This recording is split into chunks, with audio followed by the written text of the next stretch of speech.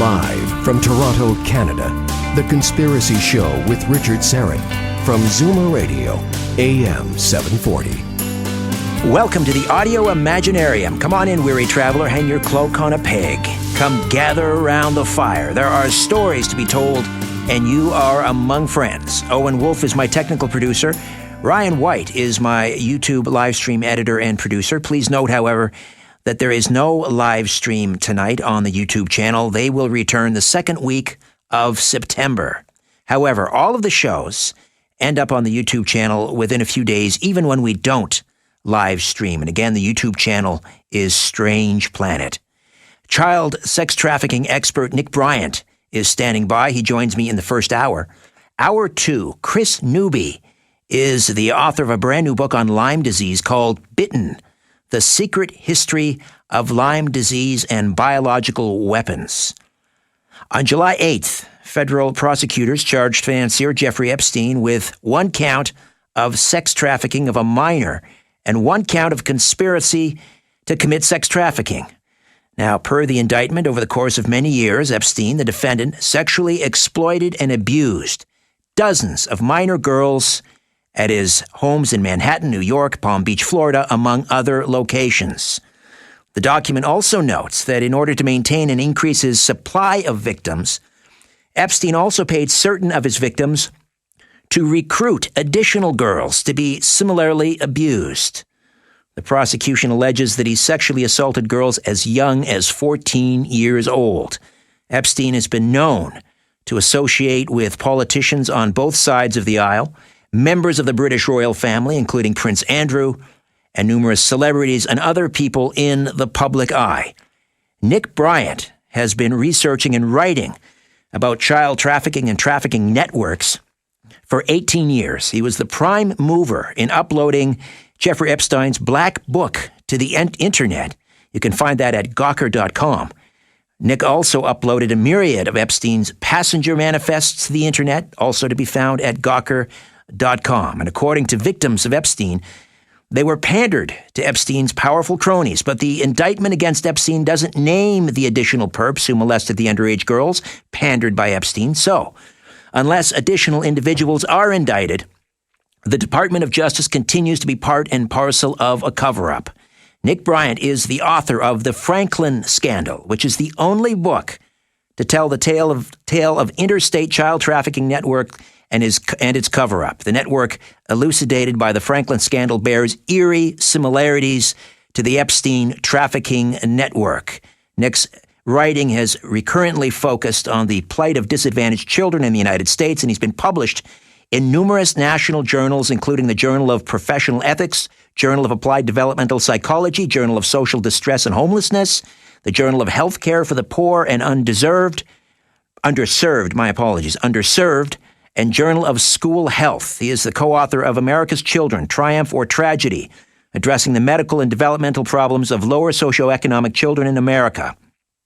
He's also contributed a chapter on child trafficking to Global Perspectives on Dissociative Disorders, Individual and Societal Oppression, a book addressing various facets of dissociative disorders that features chapters from an international group of psychiatrists and psychologists. Nick Bryant, welcome to The Conspiracy Show. How are you?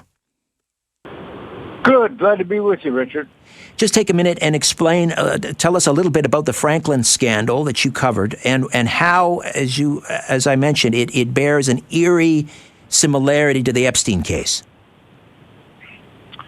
The Franklin Scandal was a book that came out in 2009, and I had researched it since 2002, so I spent 7 years researching and writing it. And what I uncovered with the Franklin Scandal was an interstate trafficking network that flew kids from coast to coast. The epicenter of the network was in Omaha, Nebraska, but there were two pimps, Lawrence King and Craig Spence. And Craig Spence had a house in Washington, D.C. that was wired for audiovisual blackmail. So a lot of the parties would go down at this house. And the blackmail operation was definitely in full swing. Now, with Epstein, as I mentioned earlier, he has not so far named the other perps, those that were basically frequenting his various locations, and also that were aboard the Lolita Express and that were on the island in the Caribbean. From what you know of the case so far, do you expect that he will name names as some part of a plea bargain? That all depends upon if the Department of Justice wants to pursue this to its logical conclusion. In the Franklin scandal, one of the pimps committed suicide, and the other pimp kept his mouth shut and did 10 years for embezzlement. And then he has lived a pretty cushy life since he got out of prison. So it's difficult to know how this is going to play out. I'm inclined to think that the government is probably going to cover this up, or else they would have indicted additional perps. But there's a lot of journalists digging into it right now. I think our great hope to have this fully uncovered lies with journalists. Yes, there was some terrific work done by the Miami Herald and also Mike Cernovich. My question, though, is, and others, obviously, and you've been on top of this as well, but my question would be, where was the mainstream media back in the mid-2000s, 2008, when the stories about Epstein started to surface, and everyone who was trying to get at the truth were basically shouted down and called conspiracy theorists by the mainstream media? Well, you're talking to one of those. The media is a strange thing. 6 corporations own 90% of the media that Americans imbibe. And those 6 titanic corporations could be broken up with antitrust suits. So there generally seems to be a detente between the mainstream media and the government. However, there's a lot of journalists digging into this right now. I think that some of them feel like they are unfettered. They know that there's a larger network out there, and it's starting to come out that Epstein was probably an intelligence agent and that there was blackmail going on. So now that that is starting to surface, it's opening people's minds. It's kind of interesting. I was kind of ostracized from the mainstream media when I was pitching the Franklin scandal. And then I pitched the Epstein scandal, and I just couldn't get into the mainstream media. Even though I live in New York City and friends of mine are in the mainstream media. I remember pitching the Franklin scandal to a number of editors, and I looked into their eyes, and there was kind of a fear. And what was happening was cognitive dissonance. Child abuse is among, or if not, the most horrific of crimes. And these editors had to make a call. You know, should I pursue this? This could be pretty ugly. It might even hurt my career. Or should I just say Nick Bryant is crazy and a conspiracy theorist? And every editor decided to say that Nick Bryant was crazy and a conspiracy theorist. The only entity that published my work on Epstein was Gawker, which is known to be kind of a moral website, but they were the only ones that had the moral fortitude to publish the Black Book and the Passenger Manifests. And now there's open season that's been declared on Epstein. So now you've got all kinds of journalists digging into him. It's a pretty interesting phenomena to me. Let's talk about the Black Book. First of all, how did you come into possession? And I'm not asking you to name sources, obviously, but just give me kind of the chronology, and then, what sort of damning evidence is in there, and will that come up in the court case? The Black Book should. I got the Black Book. I was spelunking in Florida some years ago, and I was fortunate enough to get the Black Book, and that basically provides a roadmap for an investigation if you want to dig into Jeffrey Epstein. And his house manager was trying to sell the Black Book, and he got set up by an FBI sting. And he had circled people that he had said were privy to Epstein's pedophile network or part of it. And there's a number of very prominent people that are circled in Epstein's Black Book. It is said that he was a fixture in Palm Beach, and I'm sure in certain circles in Manhattan as well. That he had access, he had influence. There was a famous dinner at his Manhattan home, supposedly after his arrest, after he had served time, the first time in Palm Beach, at the country club there. We won't call it a prison. And some actually, it was a county jail. A county jail, right? But I refer to it as a country club because he should have served time in a state prison. However, actually, he should have served time in a federal prison, but that's beside the point. Right. Or but a state prison, I guess. Sure. I mean, after the first charges. But yes, that dinner, apparently Prince Andrew was there, and that there were a number of people that showed up. I've heard names like Katie Couric and George Stephanopoulos and Woody Allen and others. How do we? We have to be careful here because there are people that are associated with him because he was simply, seemingly ubiquitous in Palm Beach and in certain circles in New York, and people who really had no idea what was going on. And then there are those who were indeed perpetrators. Is there any of those names that kind of appear in the Black Book, and so they may be guilty by association? I want to be careful here when we start naming names. Yeah, it's difficult. The names that you mentioned don't appear in the Black Book. Okay, but when those people had dinner with Epstein, it would have been impossible for them not to know that Epstein was a convicted child molester. It would have been impossible for them to know, especially Katie Couric. She's in the media. Right.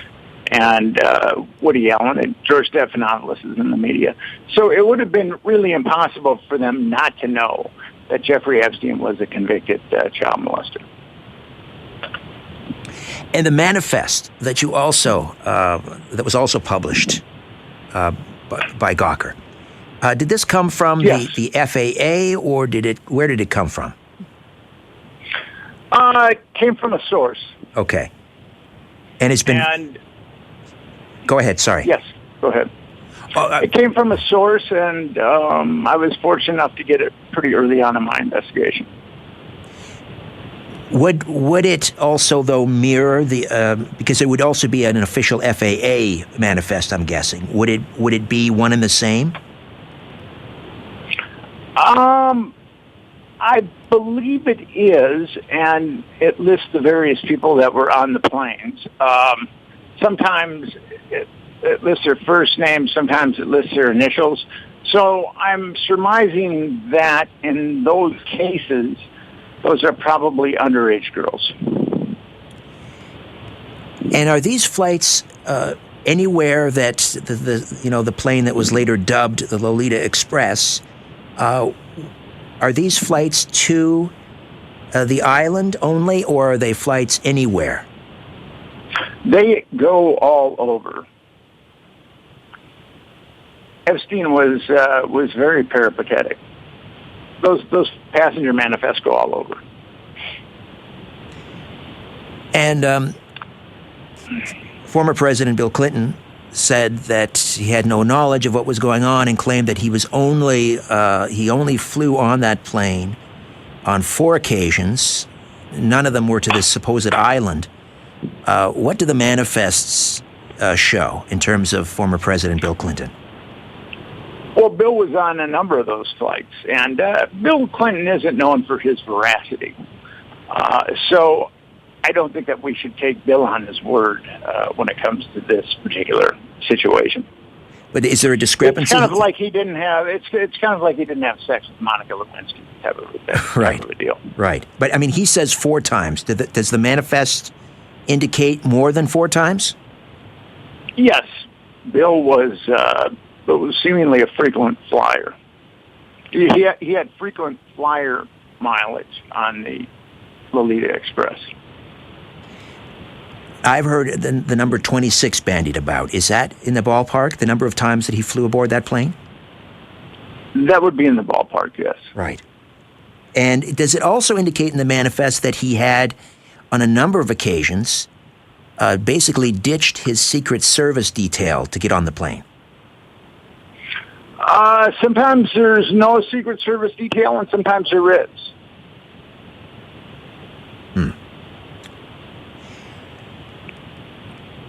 So it could be true that he ditched his Secret Service protection to fly with Epstein. But other times, his Secret Service detail is also on Epstein's flight.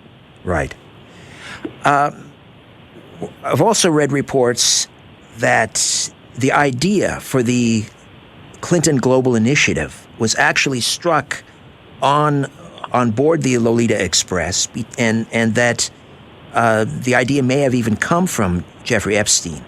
What can you tell me about that? Do you know anything about that? I have not. I don't dispute it, but I haven't read accounts of it. Okay. Now, if we could go back to the original charges in Palm Beach. So are we going? What was the year now? Was this 2005 originally? Yes. Yes. Okay, could you just kind of briefly walk us through the chronology leading to his arrest, beginning with, I guess it was a report from the parents of a 14-year-old girl that came home with like a lunchbox full of money.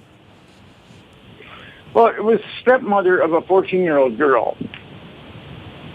And she eventually got out of her stepdaughter what she was up to with Jeffrey Epstein. And then she went to the police, and Epstein is a very wealthy financier with a lot of clout, a lot of respect. So, but the kid, I mean, they took it seriously, but they definitely wanted corroboration from the kid. The kid described Epstein's home, the interior of his home, and also parts of his anatomy. So at that point, the police started digging into it, and they put a number of months into this investigation. It was an investigation that they were going gingerly, but they were dedicated.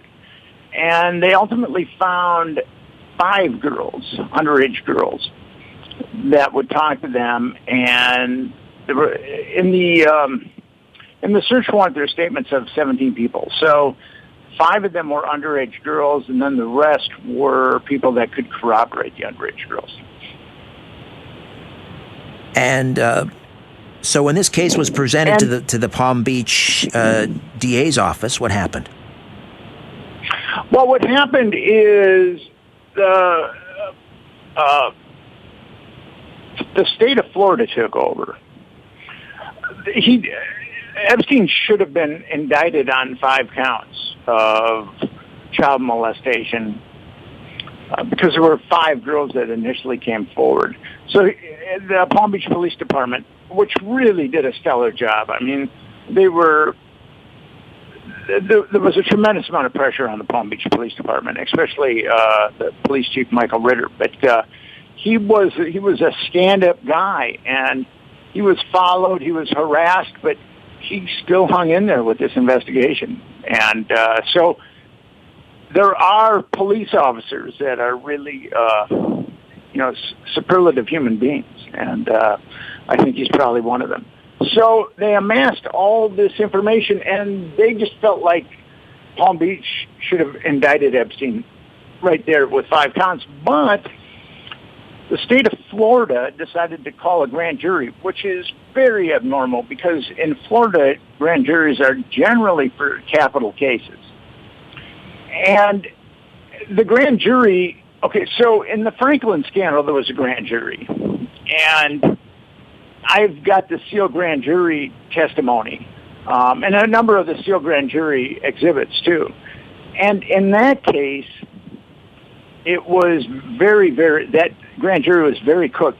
I don't know if your audience is familiar with the grand jury in the United States, but if you want to cover something up, a grand jury is the perfect place to do it, because a grand jury it's not adversarial, it's closed to the public, it's secret, and one special prosecutor presents the evidence to the grand jurors, who are just regular citizens that have been summoned for jury duty, and they've been funneled to a grand jury. So a special prosecutor only shows the evidence that he feels is germane. And if a special prosecutor wants to use a grand jury to cover something up, he can definitely do that. There's a famous quote from a New York judge that said, a special prosecutor of a grand jury has so much power over grand jurors that he could get them to indict a ham sandwich. Yes, I've heard that. So, Nick, I got to jump in here. We're going to take a timeout. We'll come back and continue to delve into the initial case against Jeffrey Epstein. Nick Bryant, the author of The Franklin Scandal, my guest right here on The Conspiracy Show. Stay with us. You're listening to The Conspiracy Show with Richard Syrett from Zoomer Radio. Take a look around. What do you really see? This is where you can tell all about it. The Conspiracy Show with Richard Syrett on Zoomer Radio.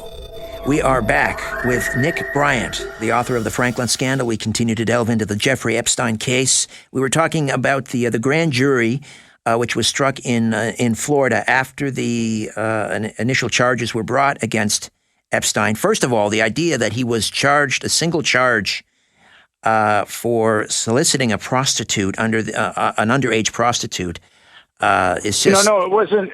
He was not charged. The grand jury did not find that. The grand jury indicted him on one count of adult pandering. That was it.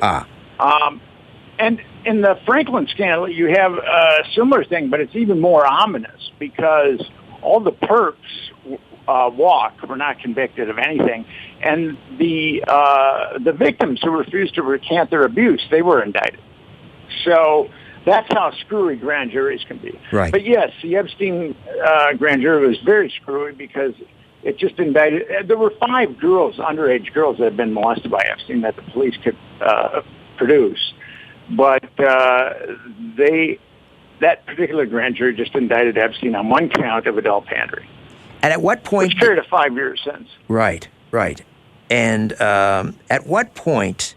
And then he had this sweetheart deal where... Well, we'll get into that in a minute. But at what point did the police at Palm Beach, I believe you said it was Ritter, did he go to the feds in Washington and say, hey, there's something strange going on down here? Yeah, he got very upset. And the special prosecutor's name was Kirshner.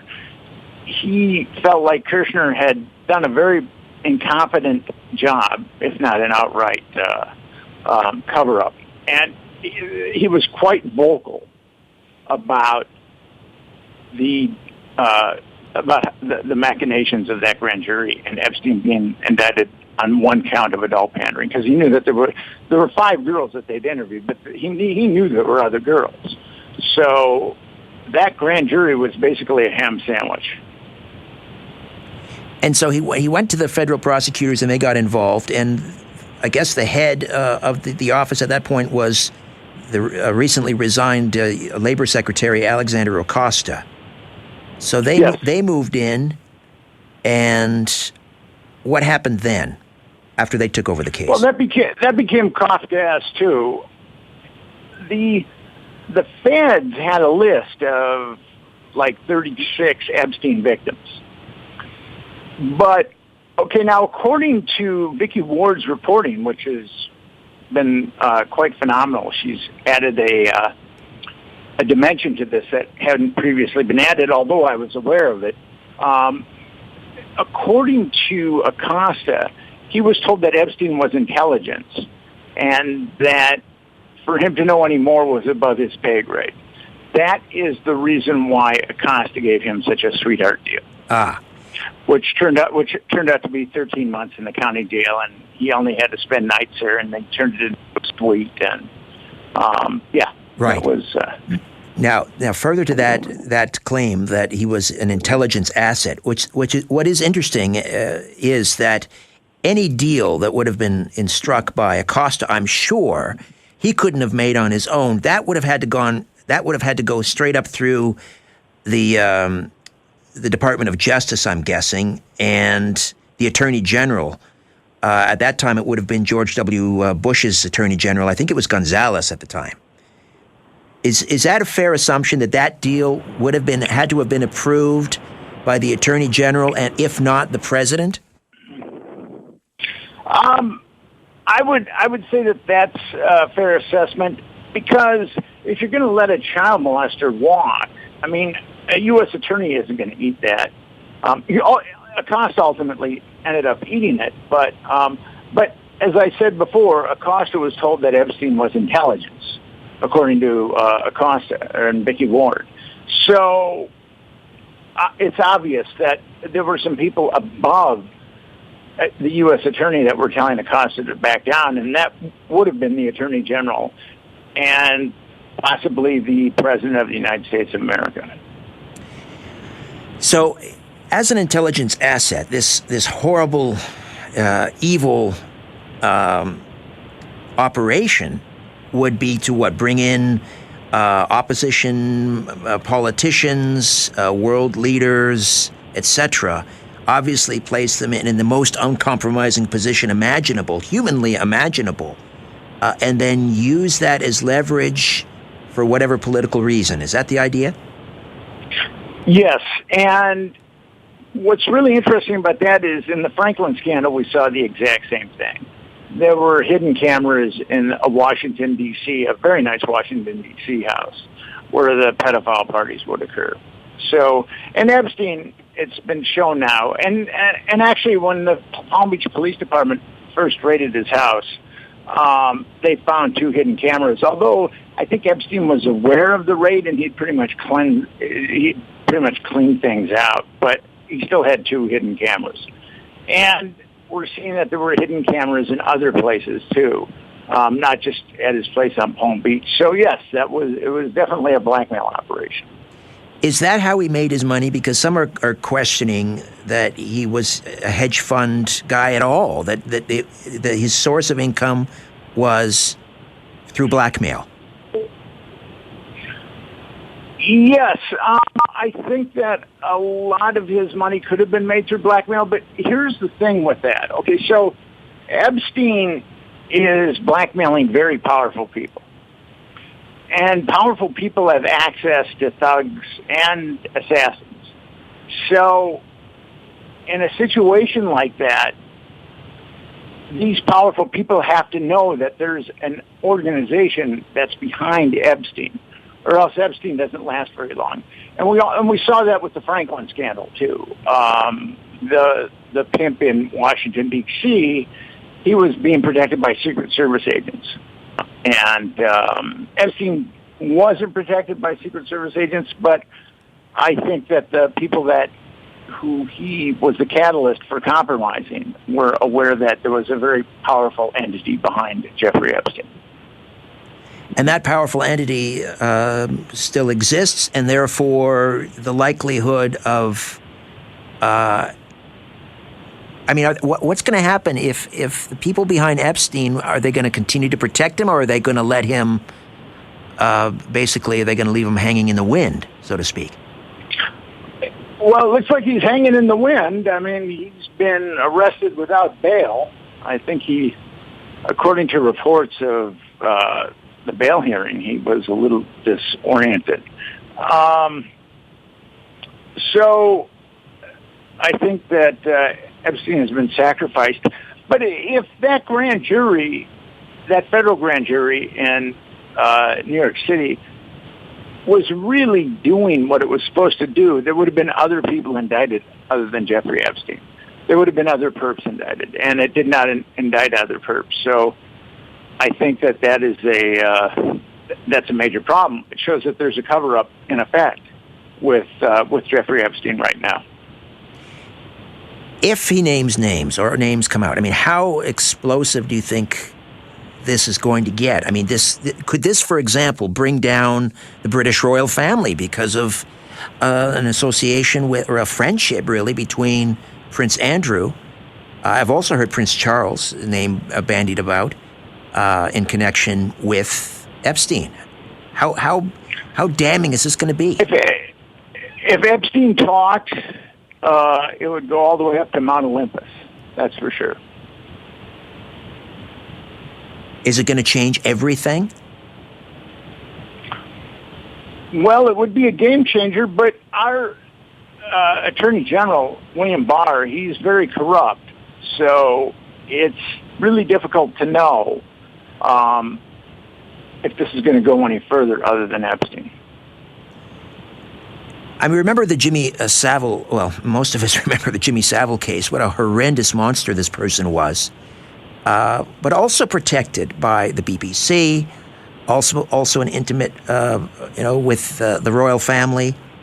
Do you see similarities between the Jimmy Savile case and the Epstein case? Yeah, big time. It was, Jimmy Savile was part of a network that was run by Sir Peter Heyman, who was also a pedophile. And that, Peter Heyman was the number 3 man at MI6, I believe.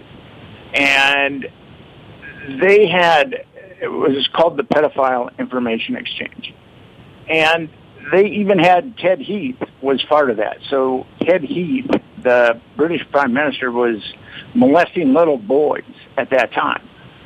And I think that there was also blackmail, and Margaret Thatcher covered that up big time. So that was really unfortunate. But yeah, that was very similar to Epstein and very similar to the Franklin scandal. And we've seen networks like that in Belgium. We've seen networks like that in Portugal.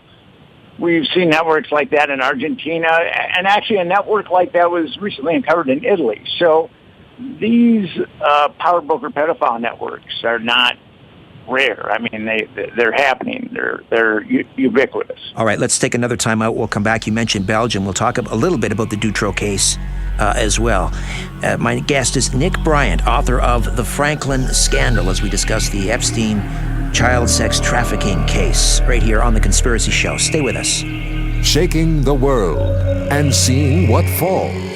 This is The Conspiracy Show with Richard Syrett from Zoomer Radio. The truth will set you free, but first, it will really tick you off. You're listening to The Conspiracy Show with Richard Syrett from Zoomer Radio. We're back with Nick Bryant, author of The Franklin Scandal. Before we proceed, Nick, how do folks get a copy of The Franklin Scandal? They can order one at franklinscandal.com, or they can, if they like to interact with the evil empire, they can order one from Amazon. The evil empire, yes. Is there renewed interest in the book now because of the Epstein case? Yes. But I think it's more because I was out there in front of the Epstein case pretty much before anybody. And now people are circling back and talking to me. People that had originally wrote me off as a conspiracy theorist are crazy. Now they're circling back to talk to me. But I'd already investigated the Franklin network, and as soon as I started investigating the Epstein network, I realized pretty quickly that it was the same thing, that it was deja vu all over again. And it all goes to the top. Yes. The Dutroux case you mentioned in Belgium back in the mid to late 90s, and I remember as he was being hauled off in handcuffs, he basically shouted, sort of exactly that. This goes to the top and so forth. It's too big. You'll never you'll never be able to unravel this one, or something to that extent. Are all of these related, these cases? Are the Jimmy Savile, Dutroux, the Franklin case? I mean, are they the same people would we find sort of behind it, operating all of these rings? Well, with Franklin, you definitely had intelligence, and with the network in the UK, that was Sir Peter Heyman, who was number 3 guy at MI6, so that was definitely intelligence. Now it's coming out that Epstein was intelligence or affiliated with intelligence. And the Dutroux case, what's really interesting about the Dutroux case is that a number of Belgian police officers and people affiliated with law enforcement came out and said that this is a cover-up. And the Belgians hit the streets in the tens of thousands. I mean, there was quite a protestation. And we're not seeing that in the UK, and we're not seeing that in the United States. That's a little troubling to me. It was very heartening to see that Belgians, hitting the streets in the thousands. And I would really like to see that happen in the United States, and I'd really like to see that happen in the UK, given that these scandals have been uncovered, and it's really time. Like, in the United States, most states have a statute of limitations on sexual abuse. New York does not, but every other state does, I believe. And we ultimately have to abolish the statute of limitations and hold people accountable. If the statute of limitations gets abolished, first of all, perps that have operated with impunity for years can be pursued with civil litigation and criminal litigation, for that matter. So that's where our society is really floundering, is that there should not be a statute of limitations on sexual abuse. We've just got about 2 minutes here before the break. This is a short segment, so we'll start this conversation now and pick up on the other end of the break. But talk to me about the huge number of children that go missing every year. I mean, is there any way of knowing how many of these children, in fact, are being abducted and caught up in this evil child sex trafficking ring? Not really. There, in the United States, according to the missing persons, there are like 300 stranger abductions in the United States. But there seems to be a lot of kids involved in networks, which is kind of interesting. The FBI can tell you how many cars are stolen, but they can't tell you how many kids go missing, which is kind of a strange thing. Right. They don't collect data. You'd have to go state by state. So it's the Center for Missing and Exploited Children. Hopefully, they can be a little more enlightened and edified about networks like this. I've talked to that organization before, and they seem to be a little obtuse about networks like Epstein or Franklin. Interesting. Okay, I've got to jump in. We'll take another quick timeout. We'll come back and finish up with Nick Bryant, author of The Franklin Scandal, as we continue to discuss the Jeffrey Epstein case right here on The Conspiracy Show. My name is Richard Serra. Don't go away. Fasten your seatbelt and put your tray in the upright position. You're about to leave everything you know behind on The Conspiracy Show with Richard Serra from Zoomer Radio. You're listening to The Conspiracy Show with Richard Serra from Zoomer Radio. Welcome back. Just a reminder, coming up after the top of the hour, Chris Newby, the author of a brand new book on Lyme disease called Bitten.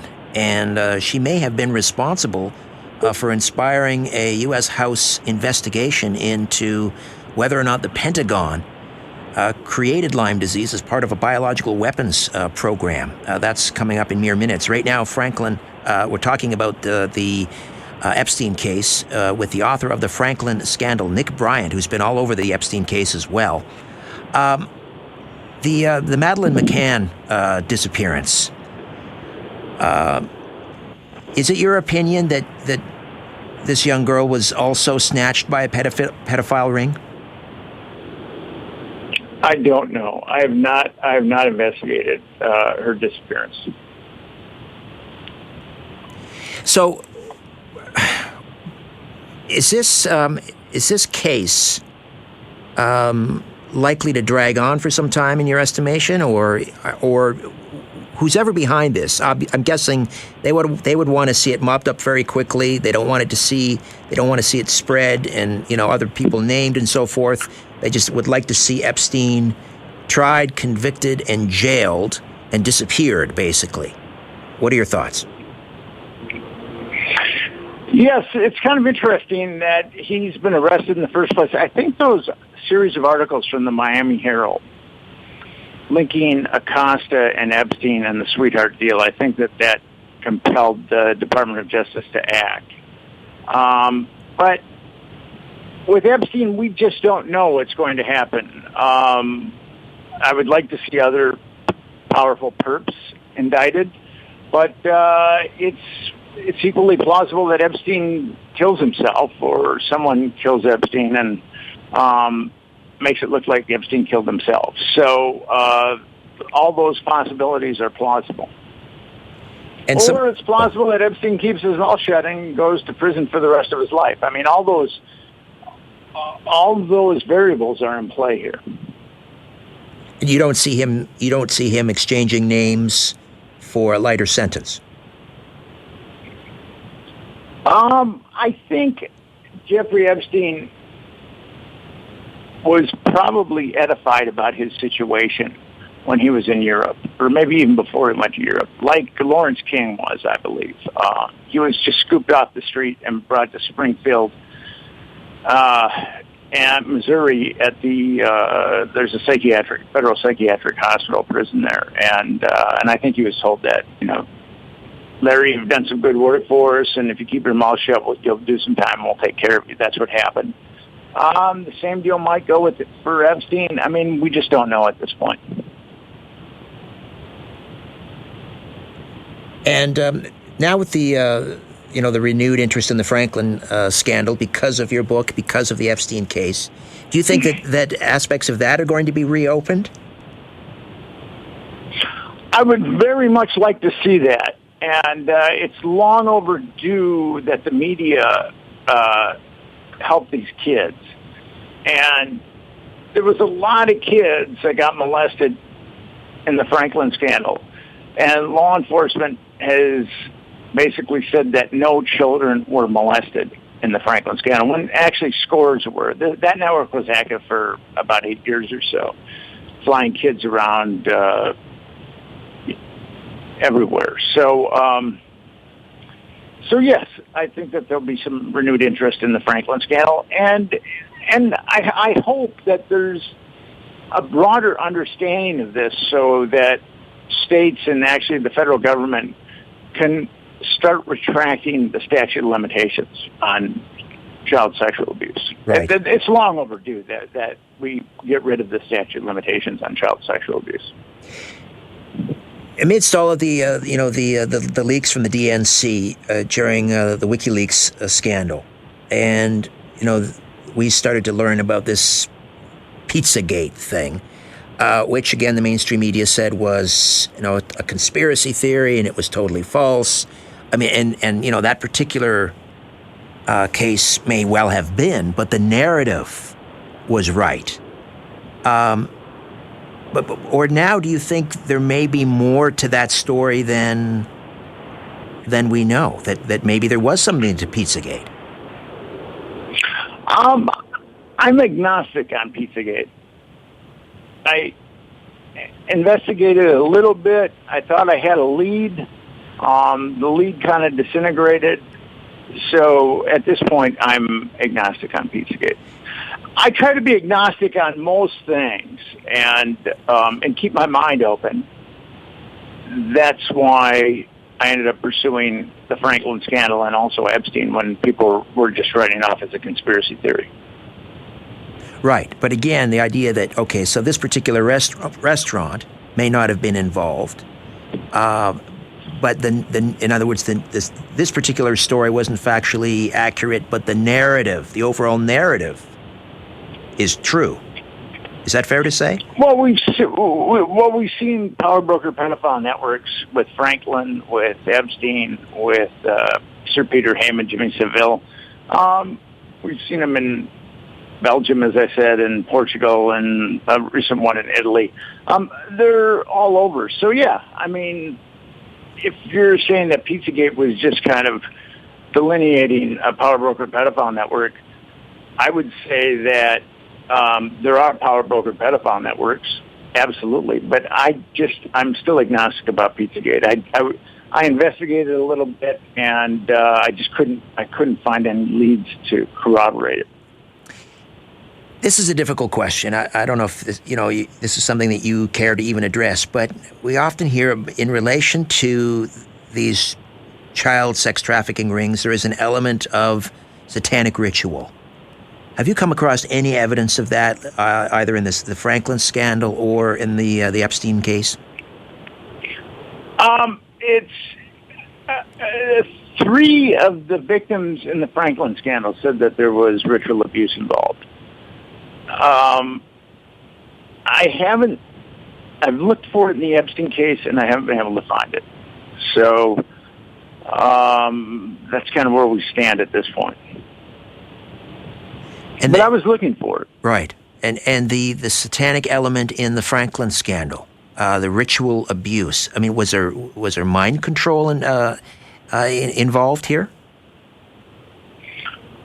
One kid in the Franklin scandal claimed to be a victim of mind control, and he was multiple personality disorder. A lot of the information that he told me was correct. So, and in the Franklin scandal, I talk about the extreme abuse survey, which was a questionnaire that was filled out by scores of extreme abuse survivors, and a number of them said that they had been victims of government mind control. Certainly, and even after, government mind control programs supposedly ended in 1972. And a number of the people that took part in the extreme abuse survey, their mind control was definitely after 1972. So that would be kind of interesting. I think that we need a congressional investigation into whether or not mind control is still being perpetrated on children in the United States. I do believe that a congressional investigation would, an uncompromised congressional investigation could give us a year and A. That would be great. So this Epstein case, as horrible as it is, may in fact just be the tip of the iceberg. Fair? Is that a fair statement? Well, there's a lot of icebergs, and Epstein would be the tip of one iceberg. Nick, again, how do we get a copy of the Franklin scandal? You can go to the website, franklinscandal.com, or, as I said earlier, you can get one through Amazon, The Evil Empire. Nick, thank you so much for this. I appreciate it. No problem, Richard. Thanks for having me on your show. My pleasure. Nick Bryant. All right, Bye. Chris Newby is next, talking Lyme disease as a biological weapon. You're listening to The Conspiracy Show. Back with more in a minute.